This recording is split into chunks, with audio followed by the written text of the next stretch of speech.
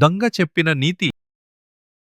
మల్లాపురం అనే ప్రశాంతమైన గ్రామంలో చేతన్ అనే దయగల రైతు నివసించాడు. అతనికి జీవన్ అనే బలమైన మరియు ఆరోగ్యకరమైన గుర్రముంది.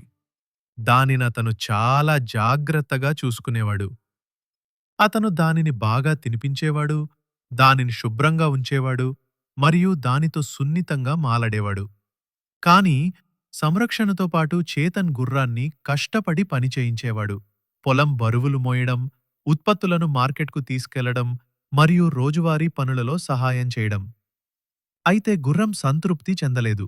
నేను రాజవంశం నుండి వచ్చాను అని అది తరచుగా అనుకుంది.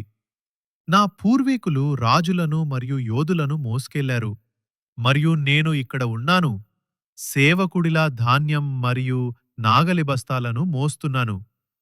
చేతన్ దయగలవాడైనప్పటికీ గుర్రం పనిచేయడం ఇష్టపడలేదు మరియు కోపంగా అనిపించడం ప్రారంభించింది. చేతన్ అన్యాయమని భావించి అతని ఆజ్ఞలను విస్మరించడం ప్రారంభించింది. అది నిశ్శబ్దంగా ఈ శ్రమ జీవితం నుండి తప్పించుకోవాలనుకుంది. ఒక రాత్రి వర్షం పడుతుండగా ఒక దొంగ నిశ్శబ్దంగా చేతన్ ఇంట్లోకి చొరబడ్డాడు. రైతు నిద్రపోతున్నాడు. దొంగ బియ్యం, నాణేలు మరియు కొన్ని విలువైన వస్తువులను కనుగొన్నాడు మరియు వాటిని త్వరగా సేకరించాడు. కాని అతని దగ్గర అన్నీ మోయటానికి మార్గం లేదు. అప్పుడు అతని కళ్ళు షెడ్ దగ్గర కట్టి ఉన్న గుర్రంపై పడ్డాయి. తనలో తాను నవ్వుకుంటూ గుర్రం వీపు మీద అన్నీ వేసుకున్నాడు. విచిత్రంగా గుర్రం ప్రతిఘటించలేదు. అది ప్రశాంతంగా నిలబడి ఇలా ఆలోచిస్తూ ఇలా అంది, నన్ను ఎవరు వాడుకుంటే తేడా ఏమిటి? నా యజమాని నన్ను బరువులు మోయమని బలవంతం చేశాడు. ఈ మనిషి కూడా అదే చేస్తున్నాడు. దొంగ గుర్రంతో వెళ్ళిపోతూ నవ్వుతూ ఇలా అన్నాడు, మూర్ఖపు గుర్రం, కనీసం మీ యజమాని మీకు ఆహారం మరియు ప్రేమ ఇచ్చాడు.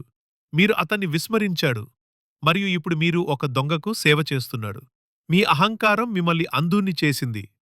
అప్పుడే గుర్రం చేదు సత్యాన్ని గ్రహించింది. అది దయగల యజమాని సంరక్షణను తిరస్కరించింది మరియు చెడు ఉద్దేశాలతో ఒకటి గుడ్డిగా అనుసరించింది. కథ యొక్క నీతి: విధేయత మాటల ద్వారా కాదు, చర్యల ద్వారా చూపబడుతుంది.